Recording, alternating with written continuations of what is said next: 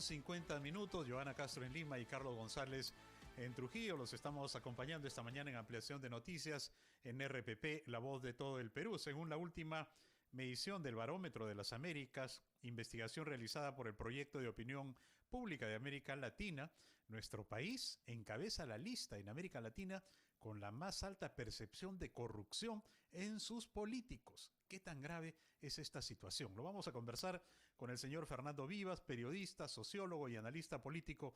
Buenos días, señor Fernando Vivas Sabroso. Bienvenido a RPP. Buenos días, Carlos. Buenos días, Johanna. Buen día. Señor Fernando Vivas, ¿cómo le explicamos a nuestros hijos que hemos llegado a este nivel de percepción de corrupción? Y en todo caso, ¿qué es lo que ha alentado a que estemos en este escenario actualmente? Probablemente ellos perciben lo mismo, porque las noticias encabezadas por el primer personaje de la nación, Pedro Castillo, con investigaciones abiertas por el Ministerio Público, y todos los días tenemos noticias de que algún ministro o exministro hizo transferencias o recibió otras, y hay redes criminales montadas en varios ministerios, y evidencias de que no solo en el Poder Ejecutivo, sino en el Poder Legislativo también hay congresistas que son parte de estas redes criminales, y que esa es una de las razones por las cuales no se consiguen los votos para la vacancia, y que hay una complicidad de poderes que es más sólida que las alianzas políticas para llegar a buen puerto.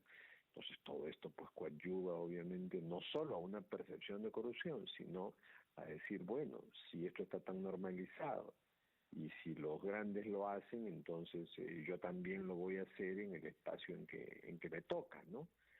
Y eso es lo terrible, ¿no? Cuando el ejemplo de los políticos, de los empresarios, porque donde hay un corrupto público hay un corruptor privado, no olvidemos eso. La criminalización de la política a veces deja de lado la gran responsabilidad del sector privado, no lo olvidemos, son grandes corruptores, ¿no? Claro. Entonces, sí.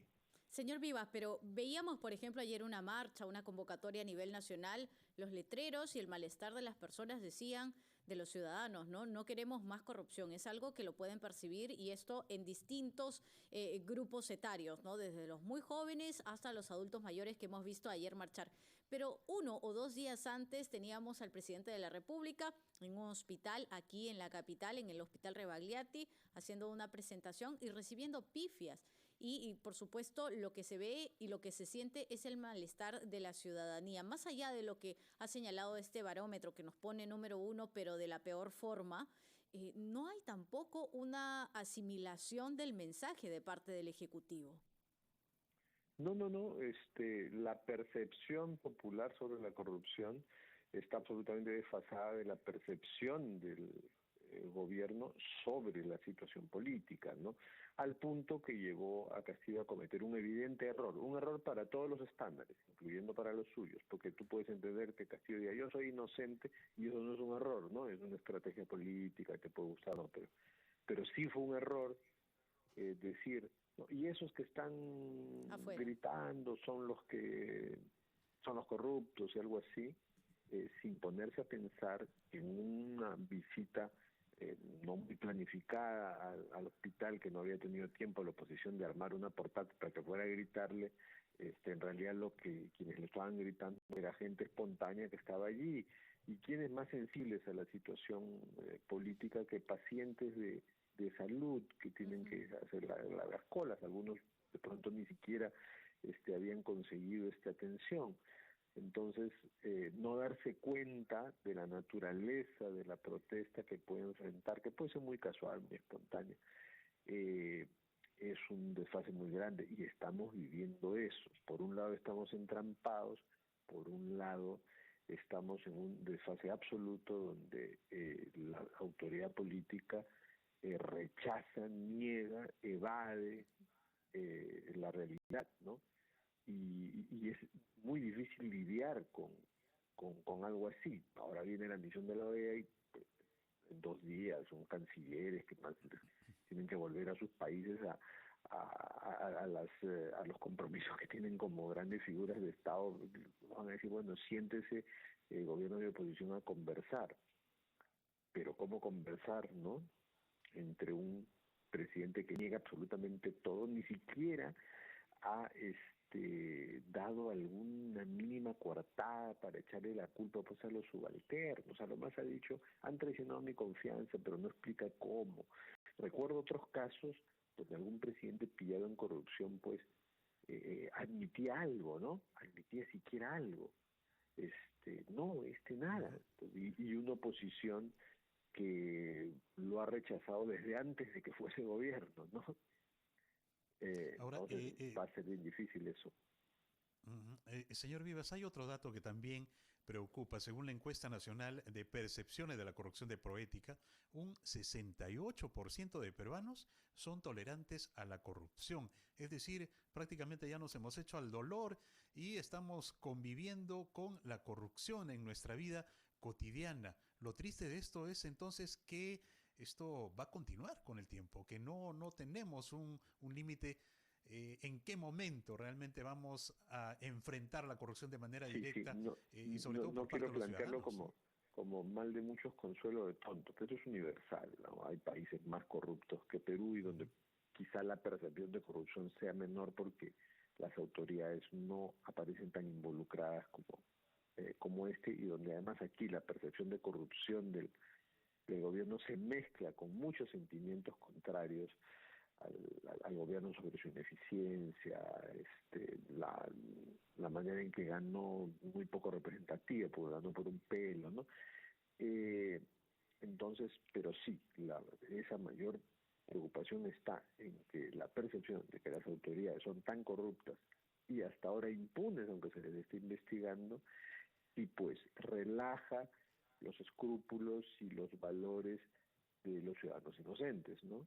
Que de pronto dicen, bueno, si yo voy a ser empresa y soy un emprendedor, tendré que pagar una coima, ¿no?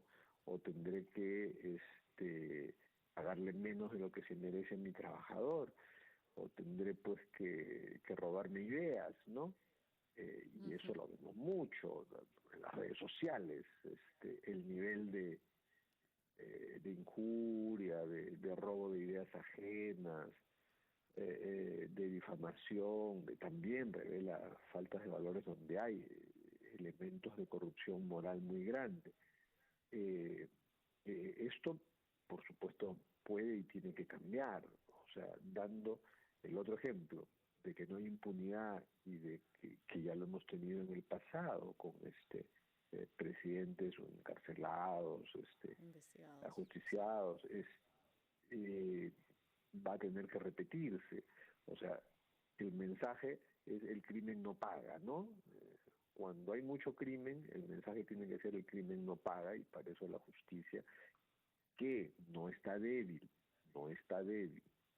La Fiscalía y el Poder Judicial autorizándole muchos de sus pedidos, sí está haciendo una labor pues articulando y procesando a algunas mafias. Ujú. Entonces ahí hay un elemento que le dice a la gente, oye, hay muchos corruptos, pero no estamos en el reino de la corrupción a pesar de esta percepción que nos coloca en el top del Latinobarómetro, sino que también hay y en el Perú incluso se ha sido más severo en eso, casos de autoridades pues que la están pagando, ¿no? Ujú. Como Ujú. efecto del abajato, el Perú es donde más presidentes cayeron.